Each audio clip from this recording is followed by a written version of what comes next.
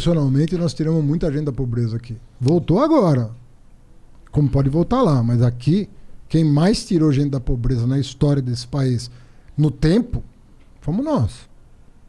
Cara, eu tô te dizendo assim, tava falando com você antes da gente começar. Você falou, pô, a política. Eu falei, cara, às vezes você pensa na política assim, pô, meu, o cara vai me encher a paciência no Twitter, vai me encher a paciência não sei aonde, vai ficar me incomodando. Um programa que você faz, você tira 3 milhões de pessoas. Você fala assim, pô, o cara faz faculdade, mas nem sempre arruma um bom emprego. É verdade. Mas é diferente do cara que não fez.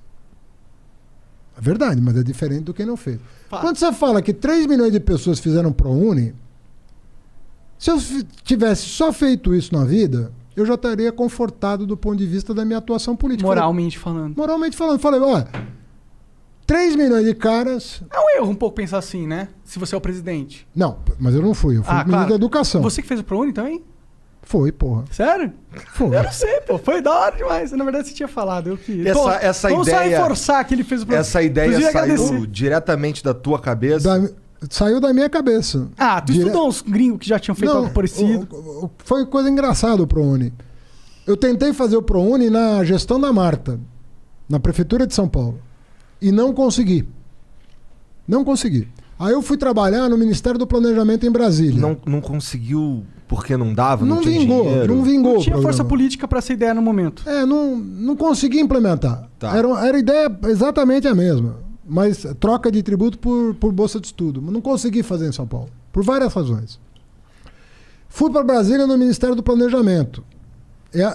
E a minha mulher, por sorte, ela é professora da USP também. Se licenciou da USP para atuar no Ministério da Educação. E aí a minha mulher chegou para mim e me ligou. Falou, cara, tá acontecendo um desastre nesse país. Muita gente passando necessidade por falta de estudo, tá. E teve um dia específico que ela falou para mim, cara, Fernando, eu não aguento mais, meu. Eu tô lendo uma carta de uma mãe aqui, eu tô chorando. Essa mãe tá pagando o FIES de um filho que morreu. Porque não tinha seguro no FIES. Então morria, o fiador ficava responsável pelo filho morto. Imagina pagando a faculdade do filho morto. Uma mãe. Bad vibes.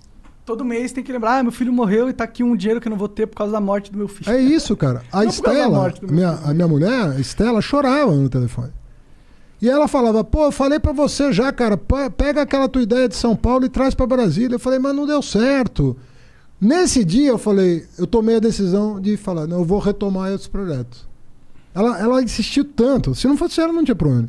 Ela insistiu tanto de eu retomar em Brasília o projeto que não deu certo em São Paulo. Eu falei, quer saber? Dividimos o trabalho, ela cuidou de uma parte dos estudos, eu cuidei de outra. Eu cuidei da parte jurídica e da parte de finanças públicas. Ela cuidou da parte do censo e da parte das finanças das instituições privadas.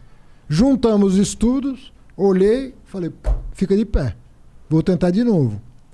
E aí, apresentamos para o Cristóvão Buarque, o Cristóvão Buarque não se interessou. Não se interessou. E sou amigo dele, tá, mas a verdade é essa, claro. Não se interessou.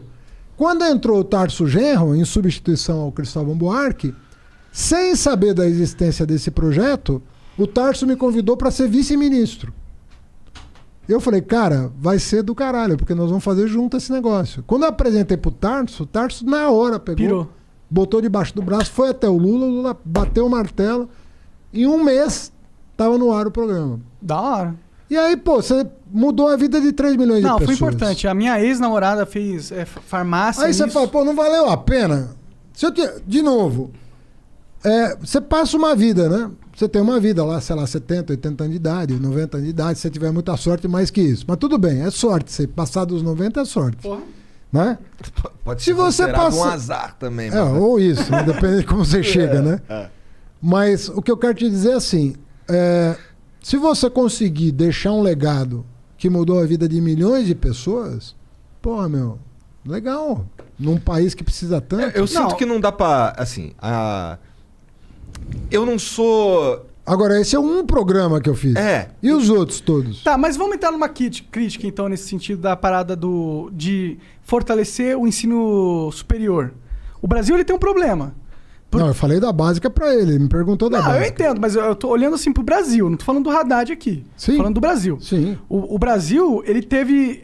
talvez o PT tenha sido culpado nisso, ele tem um problema muito forte, na minha opinião, que ele investe muito nessa questão do ensino superior, mas esqueceu um pouco da base. Não é verdade. Vou te dar os dados. Eu acho que é verdade. Eu vejo o brasileiro, eu vejo que é verdade. Tem decor, tudo isso aí. Eu modéstia à parte, estudo as coisas que eu faço. Mas dá pra ver a população aí, elas não são super inteligentes, assim, tipo, letradas, tiveram um fundamental forte. Dá pra ver que não teve. Entendeu? Muita gente não teve, mas muita gente teve. E cada vez mais gente tem. Em Curitiba teve. Né? Em Curitiba tem umas faculdades, escolas públicas muito boas. Não, mas você vai achar hoje você vai achar. Um estado como o Maranhão hoje tem boas escolas. Um estado como Pernambuco hoje tem boas escolas. Ceará tem boas escolas. Públicas. Não tinha.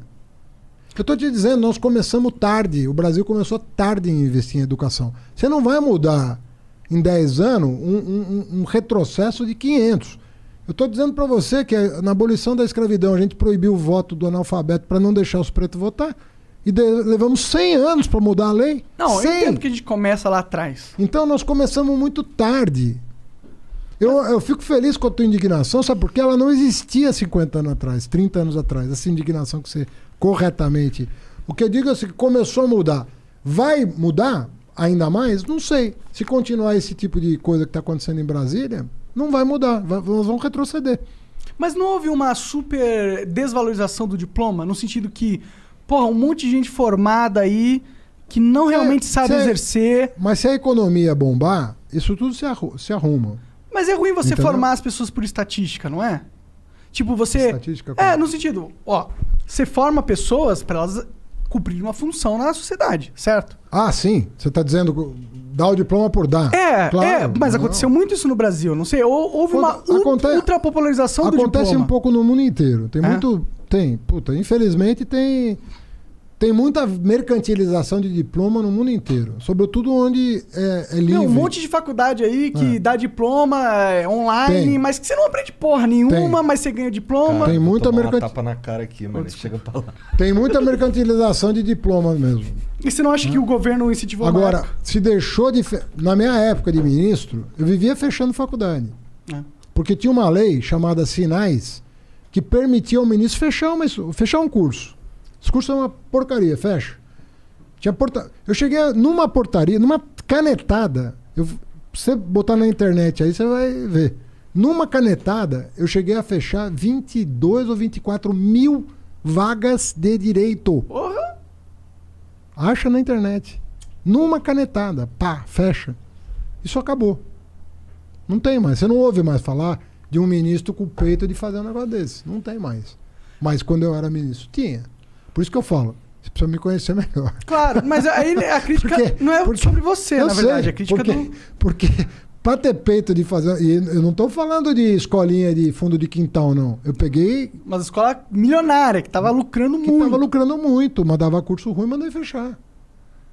Foi tu que... Não, acho que não. Mas eu fiz o ProUni na faculdade Universidade, lá no Rio. Lá no Rio. É. Eu briguei com esse cara. Hã? Eu briguei com esse cara. Fui pra cima dele. É? Porque tinha curso dele que não... Era junto com o Gama Filho, não era? Depois, né? Então, só que eu me formei... Olha só que escroto. Eu me formei, daí eu demorei um pouco pra pedir o diploma, porque eu já tava trabalhando. Quando eu me formei... Assim que eu me formei, eu já fui promovido. Eu era estagiário na cultura inglesa. E assim que eu pude me tornar professor, porque eu me formei, eu me tornei professor. Então eu trabalhava pra cacete e eu não fui lá buscar o diploma. E fechou, né? Até que eu fui. Aí eu fui um ano antes de fechar. Só que assim, no mês, isso parece até mentira. No mês que ia sair o meu diploma, fechou. E aí eu fiquei mais alguns anos, porque assim... fechou tanto a universidade quanto a Gama Filho e eu teria que esperar um lance que ia ser uma formação assistida, alguma coisa assim, e acabou que o meu diploma é da Estácio de Sá, que eu nunca entrei. Mas é porque ela deve ter... comprado... Não, acho que não. Nesse caso, acho que não foi compra, não. Se eu consigo imaginar aí, É porque o MEC... foi o MEC que direcionou pra lá. Para não prejudicar os alunos, o MEC tem um dispositivo legal, não fui eu que assinei, mas provavelmente foi isso. Ele falou, ó, os alunos que têm histórico escolar e não tem mais a quem se dirigir, recorram à Estácio de Sá, que deve ter assumido o passivo acadêmico. Pra mim não foi problema nenhum, foi só que foi uma dor de cabeça a mais... Mas eu sei que também eu vacilei. Mas você tá com o diploma. Sim, tá lá, tá lá. Isso. Deu aula. Mas o MEC, deve ter feito isso, entendeu? Pra você não ficar prejudicado, designou uma instituição para atestar o teu histórico escolar. Não, o que eu ia te perguntar era o que você já respondeu, que era, bateu de frente com um cara da universidade. Bati mesmo. Eu lembro que nessa época aí teve vários, cara. Eu briguei muito contra curso ruim. Muito.